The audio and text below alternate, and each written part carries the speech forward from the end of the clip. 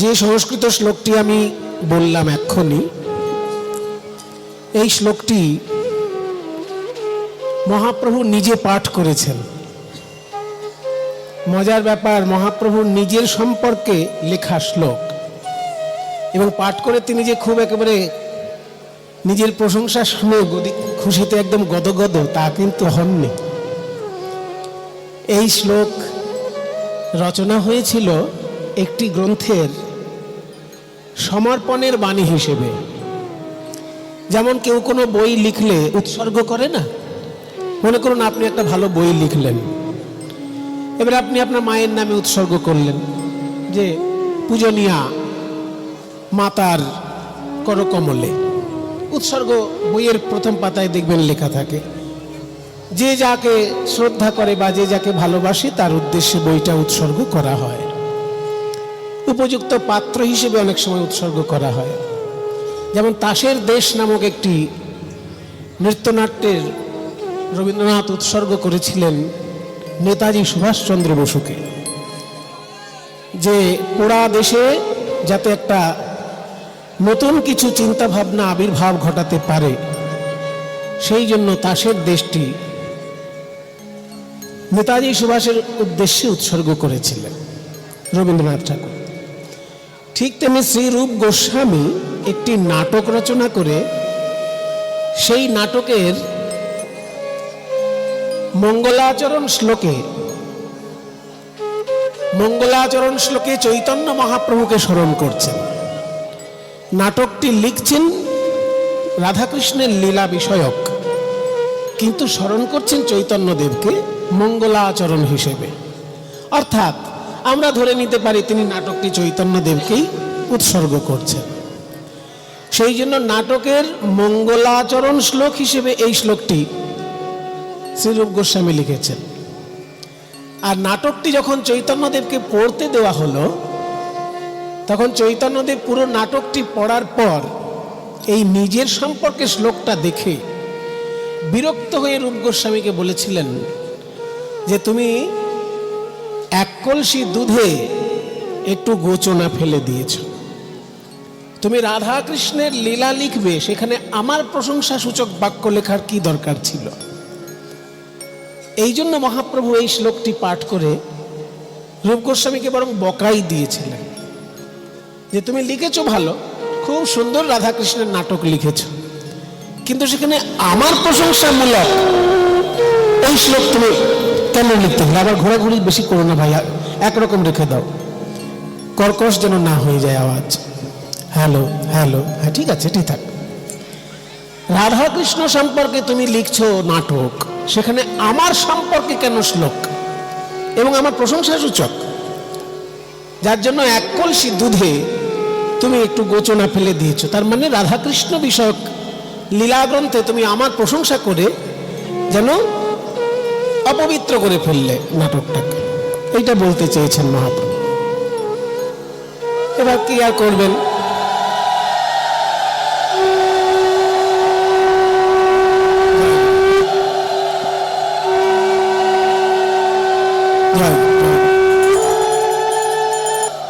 রূপ গোস্বামী মহাপ্রভুর ভৎসনা হাসি মুখে মেনে নিলেন, কিন্তু কি করা যাবে প্রভু, আমি লিখে ফেলেছি, আর তো মুছে দিতে পারি না, লিখে ফেলেছি আপনার উদ্দেশ্যে একটা শ্লোক।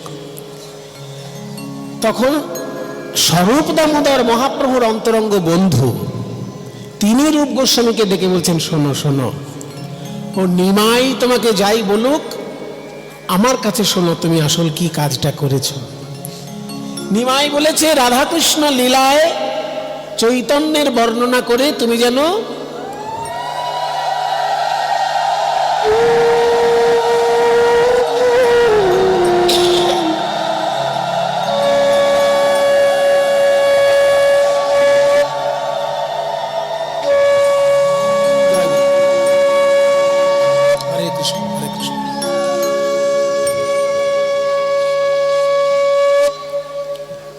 হরে কৃষ্ণ, রাধা কৃষ্ণ লীলায় চৈতন্য দেবের বর্ণনা করে তুমি যেন নাটকটিকে অপবিত্র করে ফেলেছ, এরকম একটা ভাব মহাপ্রভুর বাক্যে ফুটে উঠেছে।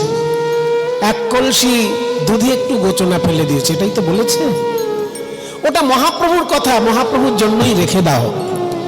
ভক্তদের পক্ষ থেকে আমি কি বলছি সেটা শোনো। তুমি এক কলসি দুধে একটু গোচনা ফেলে দাওনি, একটা বড় মিছরির টুকরো ফেলে দিয়েছ।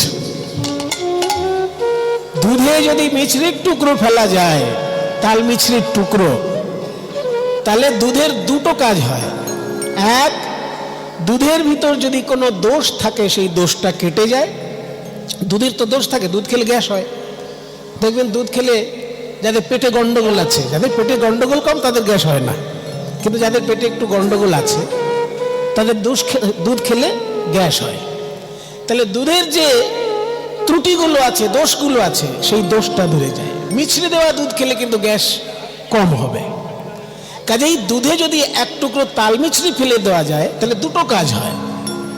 দুধের দোষ থাকলে সেটা কেটে যায়, আবার দুধটা সুস্বাদু হয়ে ওঠে। দুধটা যতটা মিষ্টি, তাল মিছরি এসে যুক্ত হওয়ার জন্য আরো মিষ্টি হয়ে গেল। কাজেই দুধের দোষও কেটে যায়, আবার দুধটা সুস্বাদু হয়ে ওঠে যদি দুধে তাল মিছরি দেওয়া যায়। তো চৈতন্যদেব বলেছেন যে তুমি এক বালতি দুধে গোচনা ফেলেছো, ওটা ওনার কথা, ওনার কাছে রেখে দাও। আমাদের তরফ থেকে বলছি শোনো, এই রাধা কৃষ্ণ লীলায় চৈতন্য মহাপ্রভুর বর্ণনা করে তুমি যে কাজটা করেছো, এক কলসি দুধে এত বড় একটা তুমি মিছরির টুকরো ফেলে দিয়েছো। তাতে দুধের দোষও কেটে গেল, আবার দুধটা সুস্বাদু হয়ে উঠল। এই সেই শ্লোক, যে শ্লোকটা আমি বললাম আপনাদেরকে। অনার্পিত চরণ চিরাত করুণাবতীর্ণতলো সমর্পয়িতুমুন্নত জ্বলরসাং স্বভক্তি শ্রিয়ম হরিঃ পুরট সুন্দর দ্যুতি কদম্ব সন্দীপিতঃ সদা হৃদয় কান্দরে স্ফুরতু বঃ শচীনন্দন স্ফুরতু বঃ শচীনন্দন স্ফুরতু বঃ শচীনন্দন স্ফুরতু বঃ শচীনন্দন স্ফুরতু বঃ শচীনন্দন সদা হৃদয় কান্দরে স্ফুরতু বঃ শচীনন্দন। এবার একটু একটু করে বুঝুন শ্লোকটি। অনর্পিত চরিং, অনর্পিত মানে যা কোনোদিন অর্পণ করা হয়নি, চিরাত চিরকাল ধরে যা অর্পণ করা হয়নি, সেইটা সমর্পণ করার জন্য কলিযুগে অবতীর্ণ হলেন ভগবান। কেন অবতীর্ণ হলেন না? সমর্পয়িতুম, কি সমর্পণ করতে? উন্নত উজ্জ্বল রসাং স্বভক্তিশ্রিয়ম, উন্নত উজ্জ্বল রসে সমৃদ্ধ তার নিজস্ব ভক্তি সম্পদ। ভগবান সম্পদ দেন, কিন্তু নিজের সম্পদ দিতে চান না। মা লক্ষ্মীর ভাণ্ডারে যে সম্পদ আছে সেটা দিয়ে দিতে চান, কিন্তু ওনার নিজের ভাণ্ডারে একটা সম্পদ আছে সেটা দিতে চান না। কেমন? উদাহরণ দিলে বুঝতে পারবেন। মনে করুন একজন কোটিপতি লোক, দান ধ্যান করতে ভালোবাসে। আপনি গিয়ে বললেন কান্নাকাটি করে যে আমার ছেলেটাকে স্কুলে ভর্তি করতে পারছি না, এত টাকা খরচা আছে, দয়া করে আমাকে একটু উপকার করবেন। কি চাইছে দেখো, ওকে একটা চেক লিখে দাও 5,000 টাকা। দিয়ে দিল। কোটিপতি লোক একটা 5,000 টাকা চেক লিখে দিলে কিছু অসুবিধা হয় না। কিন্তু সেই গরিব মানুষটি যদি ওই কোটিপতিকে বলে যে আপনি বিয়েতে শ্বশুরের কাছে যে সোনার আংটিটা পেয়েছিলেন ওইটা আমাকে দিন, সেটা দেবে কখনো? বেটা এক থাপ্পড় দিয়ে ভাগিয়ে দেবে গরিবকে। তোর পয়সা লাগবে, তুই পয়সা নে। আমি বিয়েতে যে শ্বশুরের কাছে যেটা আংটি পেয়েছি আশীর্বাদ স্বরূপ, সেটা তোকে কোন দিক দিতে যাবো কোন দুঃখে? বেটা ভাগ এখান থেকে, তাই না? কাজে এই কোটিপতি লোক যদি কিছু দান করে, সে ব্যাংকের অ্যাকাউন্ট থেকে দান করবে। আশীর্বাদ স্বরূপ যেটা সোনার চেন পেয়েছে বা সোনার আংটি পেয়েছে বিয়েতে, শ্বশুর বাড়ির জিনিস, সেটা কেউ দেয়? ওটা তার কাছে এত মূল্যবান যে কেউ চাইলে পাবে না। ঠিক তেমনি ভগবানের হৃদয়ে এক প্রকারের সম্পদ আছে যার নাম প্রেম। কেউ যদি ভগবানের কাছে হাত জোড় করে বলে আমি এটা চাই, ওটা চাই, সেটা চাই, ভগবান দিয়ে দেবেন। কিন্তু প্রেম তিনি কাউকে দিতে চান না। কৃষ্ণ যদি ফিরে কভু ভক্তি মুক্তি দিয়া, প্রেম কভু নাহি দেন রাখেন লুকাইয়া। স্বর্গীয় সুধীর চন্দ্র মণ্ডলের বাড়িতে আজ এই মহতী হরিবাসর। তারই দুই সন্তান, বড় সন্তান, ছোট সন্তান, আজ কীর্তন আচার্য, কীর্তন সম্রাট, যাই বলবো তাতেই ওনাকে কম বলা হবে। ওনাকে উত্তরীয় পরিয়ে এবং ছোট্ট একটি পুষ্পস্তবক দিয়ে আমরা স্বাগত জানাবো।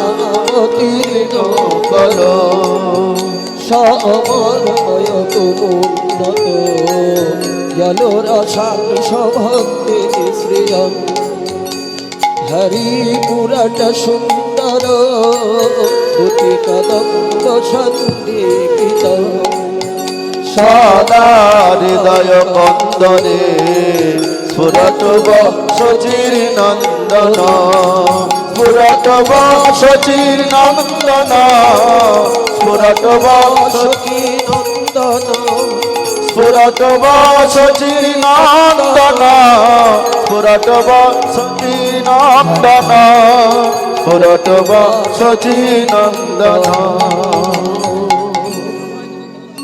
আচ্ছা, মৌমিতা ঘোষ যিনি কীর্তন গান করলেন, তার গাড়ির সামনে বেশ কয়েকটি বাইক রয়েছে বলে তার গাড়িটা বেরোতে পারছে না। যাদের বাইক ওনার গাড়ির সামনে আছে আপনারা একটু যান, গিয়ে বাইকগুলো একটু সরিয়ে দিন যাতে উনি গাড়ি নিয়ে বেরোতে পারেন। আমার আগে যিনি কীর্তন পরিবেশন করলেন মৌমিতা ঘোষ, ওনার গাড়ির সামনে কয়েকটি বাইক রাখার জন্য গাড়িটা বেরোতে পারছে না।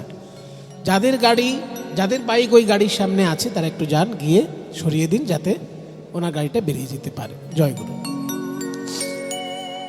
তাহলে ভগবানকে যদি কেউ বলে, হে ঠাকুর সারা রাত্রি জেগে আমি তোমার কীর্তন শুনবো, আমার যেন কিছু অর্থ উপার্জন হয়, ভগবান খুব খুশি হন। যাক বাবা, একে দুটো পয়সা দিলে অন্তত আমার দায় শোধ হলো। আমার মেয়েটার বিয়ে হচ্ছে না, যেন ঠাকুর মেয়েটার বিয়ে হয়ে যায়। ঠিক আছে, ঠিক আছে, হয়ে যাবে। ঠাকুর আমার যেন স্বর্গপ্রাপ্তি হয়, হয়ে যাবে। কিন্তু যদি কেউ বলে ফেলে, ঠাকুর আমি সারা রাত্রি তোমার কীর্তন শুনবো, তোমার কাছে যে প্রেম আছে সেই প্রেম যেন আমি পাই, অমনি কৃষ্ণ বলবেন, আবার ওদিকে হাত বাড়ানো কেন বাবা? ওইটা বাদ দিয়ে অন্য কিছু চাও না?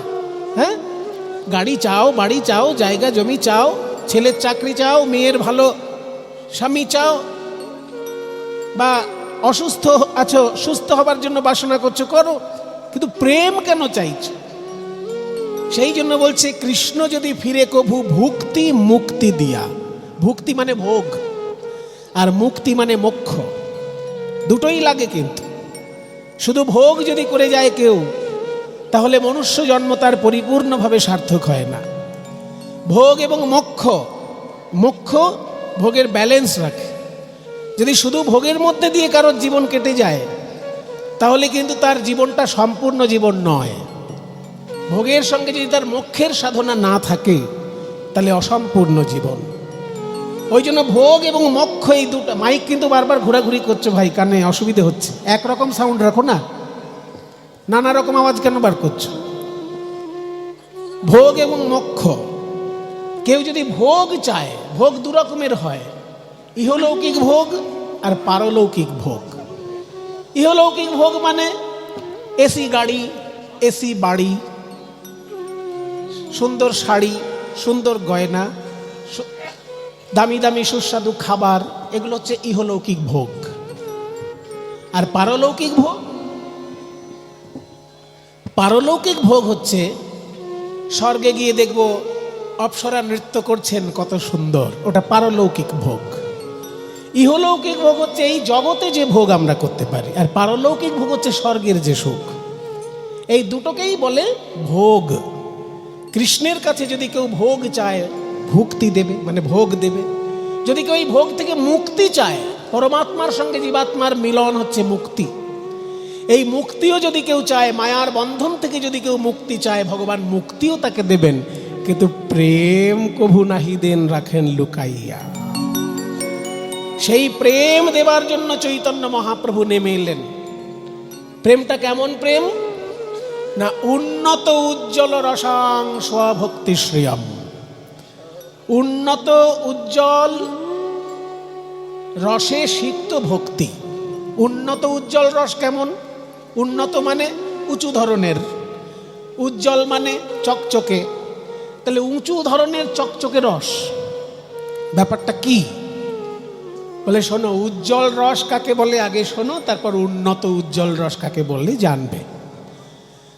উন্নত উজ্জ্বল রস, উজ্জ্বল রস কাকে বলে? না উজ্জ্বল মানে চকচকে ঠিকই, কিন্তু এখানে চকচকে রস কোনটা? শোনো, 5 রকমের রস হয়: শান্ত, দাস্য, সখ্য, বাৎসল্য, মধুর। যেমন হিরে, চুনি, পান্না, মুক্ত, প্রবাল, পঞ্চরত্ন। পঞ্চরত্ন যদি থাকে, হিরে, চুনি, পান্না, মুক্ত, প্রবাল, তার মধ্যে সব থেকে বেশি চকচক করবে কোনটা? হিরে সব থেকে বেশি চকচক করবে। ঠিক তেমনি শান্ত, দাস্য, সখ্য, বাৎসল্য, মধুর, এই 5টি রসের মধ্যে মধুর রস সব থেকে বেশি চকচক করছে, সব থেকে উজ্জ্বল। ওই জন্য উজ্জ্বল রস মানে মধুর রস। শান্ত রস মানে ঈশ্বর পরমাত্মা, আমি হলাম জীবাত্মা, এই ভাব নিয়ে ভালোবাসার নাম শান্ত রস। দাস্য রস মানে ঈশ্বর প্রভু, আমি তার দাস, এই ভাব নিয়ে ভালোবাসার নাম দাস্য রস। সখ্য রস মানে ঈশ্বর আমার বন্ধু, আমিও ঈশ্বরের বন্ধু, এই ভাব নিয়ে ভালোবাসার নাম সখ্য রস। বাৎসল্য রস মানে ঈশ্বর আমার সন্তান, আমি ঈশ্বরের পিতা বা মাতা, অভিভাবক, এই অভিভাবকত্ব নিয়ে ঈশ্বরকে ভালোবাসা, সেটা বাৎসল্য রস। আর ঈশ্বর আমার প্রিয়তম বা ঈশ্বর আমার স্বামী, আমি ঈশ্বরের প্রিয়তমা বা আমি ঈশ্বরের স্ত্রী, এই ভাব নিয়ে যে ভালোবাসা, তাকে বলে মধুর রস। এই 5টি রসের মধ্যে শ্রেষ্ঠ কোনটা? বেশি চকচক করছে যেটা, যেমন হিরে, চুনি, পান্না, মুক্ত, প্রবাল, এর মধ্যে সব থেকে দামি হবে হিরে, কারণ চকচক বেশি করছে। ঠিক তেমনি শান্ত, দাস্য, সখ্য, বাৎসল্য, মধুরের মধ্যে মধুর রস সর্বশ্রেষ্ঠ। মধুর রস শ্রেষ্ঠ কি চকচক করছে বলে? না, মধুর রস শ্রেষ্ঠ এই কারণে যে মধুর রসে সর্বস্ব দিয়ে সেবা করার সুযোগ থাকে, যা অন্য রসে থাকবে না। শান্ত, দাস্য, সখ্য, বাৎসল্য পর্যন্ত সেবা করার একটা সীমা থাকে, কিন্তু মধুর রসে সীমাহীন সেবা। সেই জন্য মধুর রস হচ্ছে অন্য সমস্ত রসের থেকে শ্রেষ্ঠ। এই মধুর রস সম্পর্কে লোকের ধারণা ছিল ওই সিনেমার নায়ক নায়িকার মধ্যে যে মধুর রস, ওটাই বোধহয় শ্রেষ্ঠ। কিন্তু চৈতন্যদেব এসে বললেন, না ভাই, সিনেমার নায়ক নায়িকার যে মধুর রস দেখছো, ও তো আশেপাশে পাড়াতে ছড়াছড়ি সেই মধুর রসের, রাস্তাঘাটে অলিতে গলিতে মধুর রসের ছড়াছড়ি। কিন্তু এই মধুর রস অনুন্নত মধুর রস, কারণ এই মধুর রস মায়ার অন্তর্গত। মাইক মায়ার ঊর্ধ্বে যে মধুর রসের অবস্থান, সেটাকে বলবো উন্নত মধুর রস। যে মধুর রস সিনেমার পর্দায় দেখছো, যে মধুর রস পাশের বাড়িতে দেখছো, যে মধুর রস নিজের বাড়িতে দেখছো, এ সবই মধুর রস। স্বামী স্ত্রীর প্রেম বা প্রিয়তম প্রিয়তমার প্রেম, এটাই তো মধুর রস। কিন্তু এই মধুর রস উন্নত মধুর রস নয়, এটা অনুন্নত মধুর রস। কেন মশাই অনুন্নত মধুর রস বলছেন? বলছি এই কারণে, এই মধুর রসের প্রধান আশ্রয় হচ্ছে 2টি দেহ, একটা পুরুষ দেহ, একটা নারী দেহ, আর 2টি দেহই কিন্তু রক্ত, হাড়, মাংস দিয়ে তৈরি। এই মধুর রসের প্রধান অবলম্বন 2টি দেহ, পুরুষ দেহ আর নারী দেহ, প্রেমিক প্রেমিকা। কিন্তু 2টো দেহই রক্ত, হাড়, মাংস দিয়ে তৈরি। আর মহাপ্রভু যে মধুর রসের সন্ধান দিচ্ছেন, সেটাও দুটি দেহকে কেন্দ্র করে। সেটাও একটি পুরুষ দেহ, একটি নারী দেহ। পুরুষ দেহটির নাম কৃষ্ণ, নারী দেহটির নাম রাধা।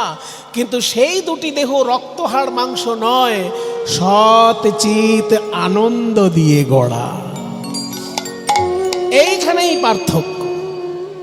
যে মধুর রস আমরা চিনি, যে মধুর রস আমাদের অভিজ্ঞতায় আছে, সেটা হলো রক্ত হাড় মাংসের দেহের মধুর রস। আর মহাপ্রভু যে মধুর রসের সন্ধান দিতে এলেন, সেই মধুর রস হচ্ছে সচ্চিদানন্দময় দুটি দেহের মধুর রস। এ সম্পর্কে লোকের ধারণা ছিল না, তাই চৈতন্যদেব গোলকের প্রেম এই ভুলোকে নিয়ে আসলেন। উন্নত উজ্জ্বল রসাম, ওই জন্য উন্নত শব্দটা দিয়েছে। শুধু উজ্জ্বল রস তো রাস্তাঘাটে দেখা যায়, শুধু উজ্জ্বল রস তো সিনেমার পর্দায় দেখা যায়। সেটা দেবার জন্য চৈতন্যদেবের আশা নয়। চৈতন্যদেবের আশা উন্নত উজ্জ্বল, যে উজ্জ্বল রস গোলকে থাকে, সেই গোলকের উজ্জ্বল রস দেবার জন্য চৈতন্যদেবের আশা। উন্নত উজ্জ্বল রসাংশ ভক্তি শ্রিয়াম সদা হৃদয় কন্দরে স্ফুরত শচী নন্দন। স্ফুরতু শচী নন্দন, স্ফুরতু শচী নন্দন, স্ফুরতু শচী নন্দন, স্ফুরতু শচী নন্দন। উন্নত উজ্জ্বল রস সমৃদ্ধ তার ভক্তি সম্পদ দেবার জন্য গৌরাঙ্গ মহাপ্রভুর আশা। সেই গৌরাঙ্গ মহাপ্রভু কোথায় বাস করছেন, করবেন? সদা হৃদয় কন্দরে, এই হৃদয় রূপী গুহার মধ্যে বাস করুন। তার হৃদয়টাকে গুহা বললে কেন? হে রূপ গোস্বামী, তুমি তো বিরাট বড় পণ্ডিত মানুষ, তুমি হৃদয়টাকে গুহা কেন বললে? তুমি তো বলতে পারতে সদা হৃদয় মন্দিরে। মন্দির আর কন্দর যে কোনো শব্দ, মন্দির শব্দটা ব্যবহার করলে ছন্দটা নষ্ট হতো না, ছন্দ পতন হতো না। মন্দির লিখলেও যা ছন্দ থাকতো, কন্দর লিখলেও সেই ছন্দই থাকতো। তা আপনি মন্দির না লিখে কন্দর কেন লিখলেন? মন্দির মানে দেবালয়, আর কন্দর মানে হচ্ছে গুহা। সদা হৃদয় কন্দরে, হৃদয়রূপী গুহার মধ্যে স্ফুরতু, স্ফূর্তি লাভ করুক শচীনন্দন, শচীনন্দন গৌরী। তাহলে হৃদয়টাকে গুহা কেন বললেন? বলছে হৃদয়টাকে গুহা কেন বললাম জানো ভাই? শোনো, একদিন আমার এই হৃদয় ছিল মন্দির, কিন্তু আজ আমার হৃদয় গুহায় পরিণত। হ্যাঁ, মন্দির আবার গুহায় পরিণত হয়, হয়েছে, আমার ক্ষেত্রে হয়েছে, কি করব?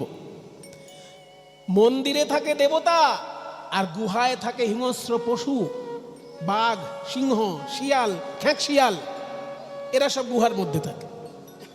আর মন্দিরে থাকে দেবতা, কালী, দুর্গা, শিব, কৃষ্ণ, দেবতা মূর্তি থাকে মন্দিরে। কাজে আমার হৃদয়টা একদিন মন্দির ছিল, আজকে গুহায় পরিণত হয়েছে। কবে মন্দির ছিল? না, যেদিন আমি মাতৃগর্ভে ছিলাম। আমরা সবাই যখন মাতৃগর্ভে বাস করি, একটা দিন তো নয়, 9 মাস ধরে মাতৃগর্ভে বাস করেছি। সেই সময় আমাদের হৃদয়ের মধ্যে কাম, ক্রোধ, লোভ, মোহ, মদ, মাৎসর্য কিচ্ছু ছিল না। তাই মাতৃগর্ভে যখন আমার এই দেহটি ছিল, তখন আমার হৃদয়টি ছিল মন্দির। কারণ সেখানে কাম কাকে বলে জানি না, ক্রোধ কাকে বলে জানি না, লোভ কাকে বলে জানি না। কারণ মা খেলে আমি খেতে পাই, মায়ের পুষ্টিতে আমার পুষ্টি। কাজেই মাতৃগর্ভে যখন আমি ছিলাম, তখন আমার হৃদয়টা ছিল মন্দির। যখনই মাতৃগর্ভ থেকে বাইরে এলাম, অমনি আমার হৃদয় হয়ে গেল কন্দর। কারণ সেখানে হিংস্র পশুর দল আসতে লাগলো। কাম, ক্রোধ, লোভ, মোহ, মদ, মাৎসর্যের এসে দখল করে নিল আমার হৃদয় মন্দির। আর সেটা মন্দির থাকলো না, তাই কন্দর হয়ে গেল। কিন্তু হে গৌরাঙ্গ হরি, একদিকে হরি মানে যেমন নারায়ণ, তেমনি একদিকে হরি মানে সিংহ। তুমিই তো একবার নরসিংহ রূপ ধারণ করেছিলে, অর্ধেকটা মানুষ অর্ধেকটা সিংহ হয়ে প্রহ্লাদকে দিয়েছিলে ভক্তির রাজত্ব, তার বাবাকে হত্যা করেছিলে। কাজেই তুমি সিংহ, ওই গৌরাঙ্গরূপী সিংহ যদি আমার এই হৃদয় গুহায় বাস করে, তাহলে এই ফালতু যত পশুর দল তারা কেউ আর এখানে আসতে পারবে না। তাই গৌরাঙ্গরূপী সোনার সিংহ সদা হৃদয় কন্দরে স্ফুরতু, সব সময় আমার হৃদয়ে স্ফূর্তি লাভ করুক আমার গৌরাঙ্গরূপী সোনার সিংহ। সোনা দিয়ে তৈরি সিংহ। গৌরাঙ্গকে সিংহ বলা হচ্ছে কারণ শ্রেষ্ঠ বোঝাতে আমরা সিংহ বলি। পশু বনের রাজা সিংহ, তাই রাজা বোঝাতে সিংহ বলা হয়। তো গৌরাঙ্গ মহাপ্রভু এখানে হরি শব্দে সম্বোধন করা হচ্ছে। এখানে হরি মানে যেমন একদিকে নারায়ণ হয়, আবার হরি মানে একদিকে সিংহ হয়। তাই তুমি সোনার সিংহ রূপে আমার এই হৃদয় গুহায় বাস করো দেখি, তাহলে এই কাম, ক্রোধ, লোভ, মোহ, মদ, মাৎসর্য, এই যে ছোটখাটো পশুর দল, ওরা কেউ আর আসতে পারবে না। আর একটা মজার জিনিস দেখুন, শ্লোকের শেষে চৈতন্য মহাপ্রভু যে নামটা নির্বাচন করলেন রূপ গোস্বামী, সেই নামটা কিন্তু গৌরাঙ্গ বললেন না, গৌর বললেন না, বিশ্বম্ভর বললেন না, চৈতন্যদেব বললেন না, বললেন কি শচীনন্দন। শচীনন্দন শব্দটা বলাতে গৌরাঙ্গ মহাপ্রভুকেও প্রণাম করা হলো, আবার গৌরাঙ্গ মহাপ্রভুর মাকেও স্মরণ করা হলো। এত বড় রত্ন যিনি পৃথিবীকে উপহার দিলেন, সেই শচী মাকে যদি আমরা শ্রদ্ধা না জানাই, আমরা তো অকৃতজ্ঞ হয়ে যাব। তাই রূপ গোস্বামীর শব্দ নির্বাচন দেখুন। গৌরাঙ্গ মহাপ্রভুকে প্রণাম জানাতে গিয়ে গৌরাঙ্গ বললেন না, চৈতন্যদেব বললেন না, নিমাই বললেন না, গৌর বললেন না, বিশ্বম্ভর মিশ্র বললেন না, বললেন শচীনন্দন। সদা হৃদয় কন্দরে স্ফুরতু বঃ শচীনন্দন। স্ফুরতু বঃ শচীনন্দন, স্ফুরতু বঃ শচীনন্দন, স্ফুরতু বঃ শচীনন্দন, স্ফুরতু বঃ শচীনন্দন। সদা হৃদয় কন্দরে স্ফুরতু বঃ শচীনন্দন। এই যে সংস্কৃত শ্লোকটি শুনলেন, রূপ গোস্বামী পাদের লেখা। এই রূপ গোস্বামী এবং সনাতন গোস্বামী সম্পর্কেই আজকে আমরা একটু জানব। দেখুন এইখানে তাদের চিত্র বিরাজ করছে কীর্তনের আসরে। সবাই মিলে একবার বলুন দেখি, হাত জোড় করে সবাই মিলে একবার বলুন, জয় রূপ সনাতন ভট্ট রঘুনাথ, ভট্ট রঘুনাথ, শ্রীজীব গোপাল ভট্ট, দাস রঘুনাথ, দাস রঘুনাথ। এই ছয় গোসাইয়ের করি, এই ছয় গোসাইয়ের করি চরণ বন্দ, চরণ বন্দ।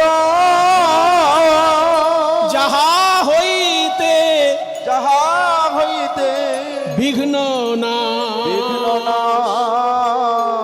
অভীষ্ট পুর, অভীষ্ট পুর। এই ছয় গোসাই যবে, এই ছয় গোসাই যাবে ব্রজে কইলেন বা, ব্রজে কইলেন বা। রাধা কৃষ্ণ নিত্য লীলা, নিত্য লীলা করিলেন প্রকাশ, করিলেন প্রকাশ। এই ছয় গোসাই যবে, এই ছয় গোসাই যাবে করুণা করিবে, করুণা করিবে। ব্রজে রাধা কৃষ্ণ সেবা, কৃষ্ণ সেবা অবশ্য পাইবে, অবশ্যই পাইবে। তাহলে এই যে ছয় জনের শ্রীমূর্তি দর্শন করুন, বৈরাগ্যের বেশ, অথচ বিরাট বড় রাজ কর্মচারী, কেউ জমিদার পুত্র, হ্যাঁ, আর কেউ রাজার ছেলে নয়, জমিদার পুত্র নয়, রাজ কর্মচারী নয়, কিন্তু বিরাট বড় পণ্ডিত। দক্ষিণ ভারতের বিরাট বড় পণ্ডিত গোপাল ভট্ট। ছয় গোস্বামীর মধ্যে রূপ গোস্বামী আর সনাতন গোস্বামী সব থেকে বড় রাজ কর্মচারী। মানে কি, সারা বাংলার তখন প্রধানমন্ত্রী আর অর্থমন্ত্রী ছিলেন তারা। প্রধানমন্ত্রী আর অর্থমন্ত্রী গোটা বাংলার, গোটা বাংলা বলতে আমি বোঝাতে চাইছি শুধু পশ্চিমবঙ্গ নয়, পশ্চিমবঙ্গ, বাংলাদেশ, এই বিরাট এলাকাটা নিয়ে তখন একটা বাংলা। আর সেই বাংলার প্রধানমন্ত্রী ছিলেন সনাতন গোস্বামীপাদ। তাঁরা যখন চৈতন্যদেবের সংস্পর্শে এলেন, তাদের ওই বিরাট বিপুল বৈভবের জগৎ ত্যাগ করে, ত্যাগের পথ অবলম্বন করে মানুষের কল্যাণের জন্য কঠোর সাধনা করলেন। তাদেরকে যদি আমরা স্মরণ মনন না করি, তাহলে আমরা এই নরজন্মটা ধন্য করব কি করে? সেই জন্য আজকে আমরা এই 6 গোস্বামীর মধ্যে রূপ এবং সনাতন, এই 2 গোস্বামীর গুণগাথা শ্রবণ করব। পদকর্তা কি বললেন? যদি গৌরাঙ্গ না হইত কি মেনে হইত, কেমনে ধরিতাম দে, রাধার মহিমা প্রেম রস সীমা, জগতে জানাতো কে? রাধার মহিমা প্রেম রস সীমা, রাধার মহিমা প্রেম রস সীমা, বল জগতে জানাতো কে, বল জগতে জানাতো কে? রাধার মহিমা প্রেম রস সীমা, রাধার মহিমা প্রেম রস সীমা, বলো জগতে জানাতো কে, বলো জগতে জানাতো কে? মধুর বৃন্দা বিপিন মাধুরী, মধুর বৃন্দা। রাধারানীর মহিমা জগতে কে জানাতো? যদি না আসতেন চৈতন্য মহাপ্রভু এবং তার পার্ষদগণ, কে জানাতো রাধারানীর মহিমা? মধুর বৃন্দা বিপিন মাধুরী, বৃন্দাবনের মাধুরীই বা কে জানাতো? এই যে মধুর বৃন্দা বিপিন, মানে মধুর বৃন্দাবন, তার মাধুরী, মাধুর্য। যেহেতু বৃন্দাবনের মাধুর্যের কথা বলছি, ওই জন্য যে সুরটা গাইছি, এই রাগটির নাম বৃন্দাবনী সারং। রাগটি যে সুরটা চলছে, এই সুরটার নামও কিন্তু, রাগটার নামও বৃন্দাবনী সারং। মধুর বৃন্দা বিপিন মাধুরী, মধুর বৃন্দা বিপিন মাধুরী, পা মা পা মারে রে মা মারে সারে সারে নি সা নি সা রে মা রে সা নি সা, নি সা রে মা মা মা মা মা রে সা রে নি সা, নি সা রে মা মা রে মা পা মা পা নি নি মা পা নি নি নি নি মা পা নি সা রে রে মা সা রে নি সা, মারে জানি সা, মারে জানি সা রে জানি সা, সা জানি নি বাবা রে, সা জানি নি বাবা মামা রে সা রে নি সা। মধুর বৃন্দা বিপিন বৃন্দাবন বিপিন মাধুরী, মধুর বৃন্দা বিপিন মাধুরী, তাতে প্রবেশ চাতুরী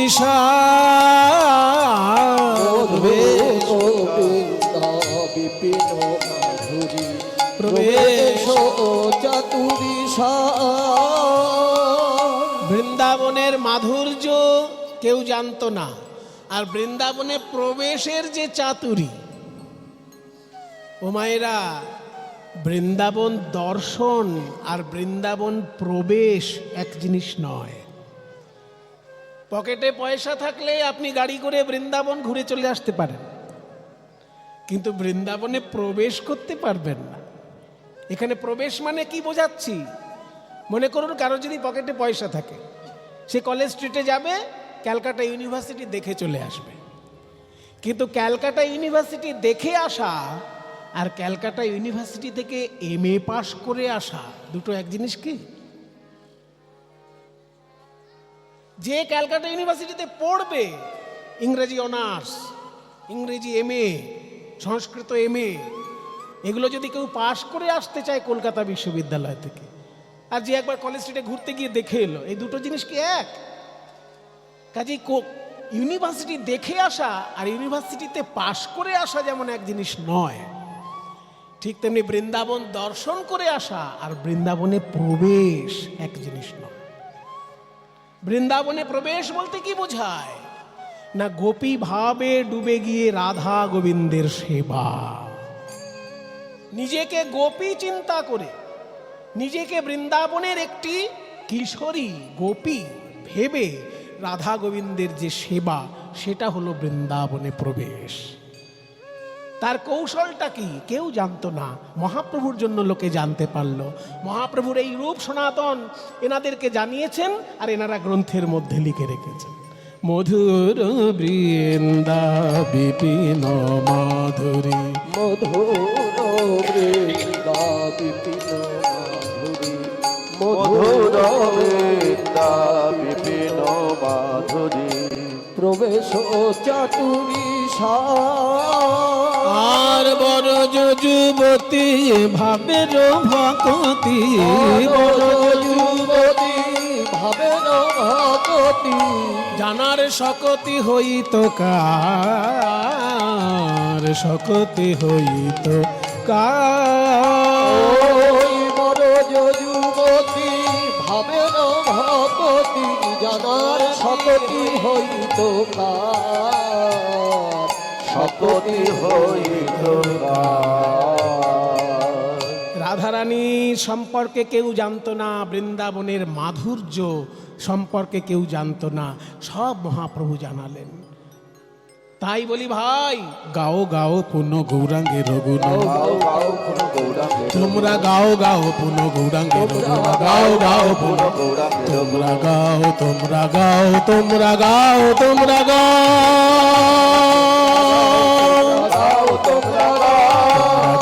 তোমরা গাও, তোমরা গাও, তোমরা গাও, তোমরা গাও, তোমরা গাও, তোমরা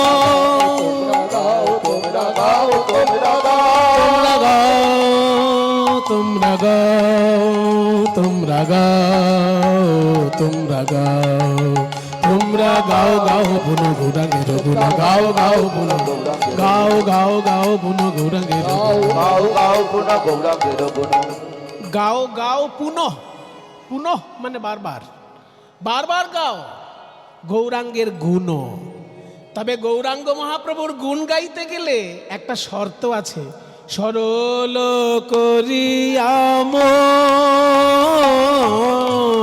সরল করিয়া মন।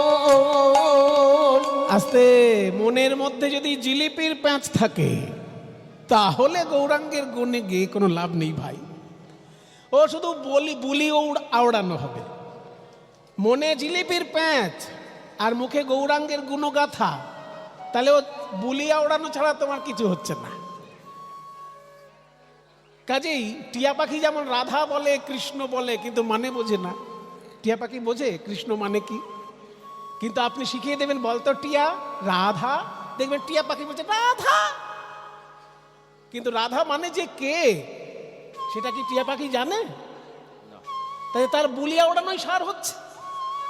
ঠিক তেমনি তোমার মনের মধ্যে যদি জিলিপির প্যাঁচ থাকে আর তুমি গৌরাঙ্গের গুণগাথা গাইছো, তাহলে কিন্তু তোমার ওই টিয়া পাখির মতন অবস্থা হচ্ছে, বুলিয়া ওড়ানোই হচ্ছে।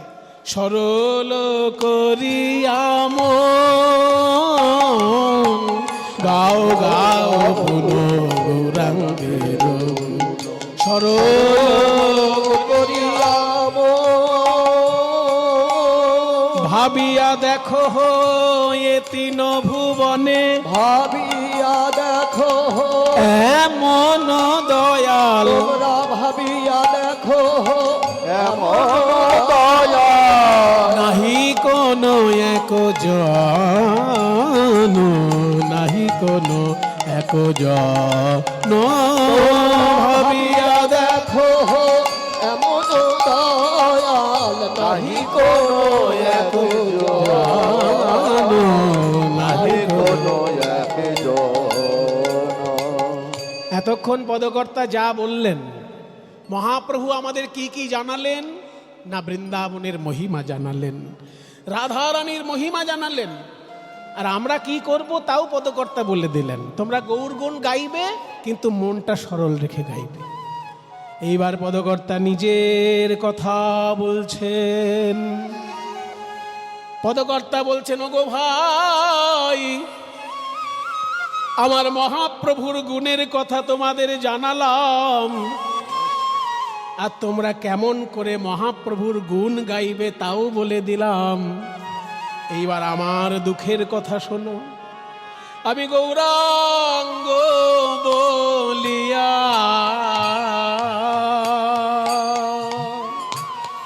না গেলাম গলিয়া,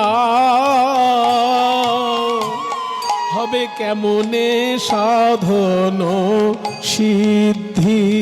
আমি গৌরাঙ্গ বলিয়া নাগে নবলীলা, কেমন সাধন সে। আমি গৌরাঙ্গ বলিয়া নাগেন গলিয়া,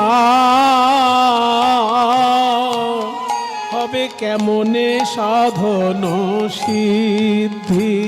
আমি গৌরাঙ্গ বলিয়া না গেলাম গলিয়া, হবে কেমন সাধন সিদ্ধি। বাসু ঘোষ হিয়া পাষাণ দিয়া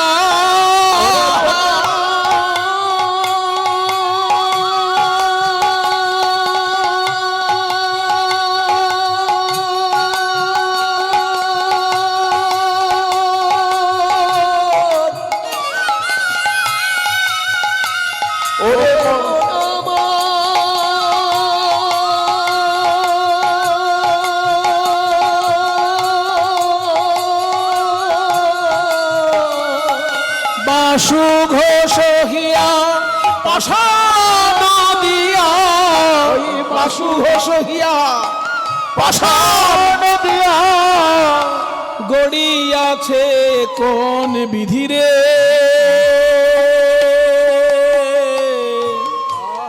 হৃদয় আমার পাষাণ দিয়া গড়িয়াছে কোন বিধি। ওই বাসু ঘোষ হিয়া পাষাণ দিয়া, বাসু ঘোষ হিয়া পাষাণ দিয়া গড়িয়াছে কোন বিধি রে। না না না না, পাষাণ নয়, পাষাণ নয়। পাষাণের থেকেও কোনো কঠিন পদার্থ থাকলে তাই দিয়ে বোধহয় আমার হৃদয়টা তৈরি, জানো ভাই। নইলে পাষাণ হলে গলে যেত, পাষাণ হলে গলে যেত।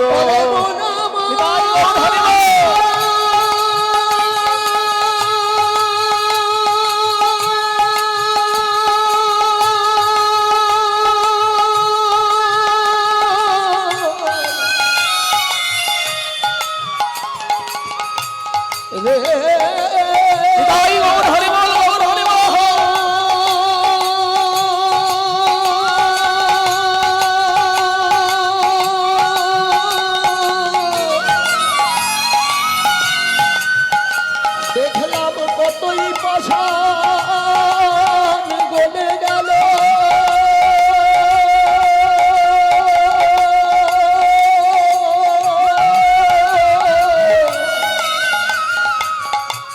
ওই নবদ্বীপার নীলাচলে আমার মহাপ্রভুর লীলার গুণে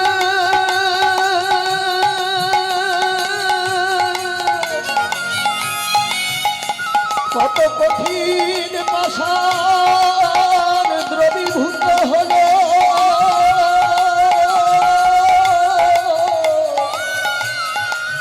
আমার হৃদয় পাষাণ গলল না রে, ওরে মন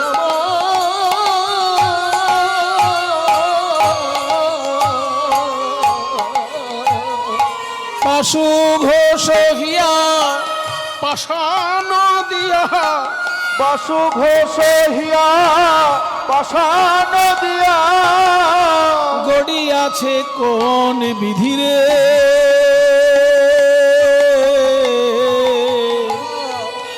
গড়িয়াছে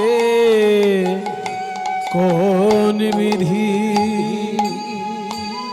পাষাণ দিয়াও গড়িয়াছে কোন বিধি রে হৃদয় আমার পাষাণ দিয়াও গড়িয়াছে কোন পাষাণ দিয়া গড়িয়াছে গড়িয়াছে কোন বিধি রে পাষাণ দিয়া গড়িয়াছে কোন বিধি রে পাষাণ দিয়া গড়িয়াছে কোন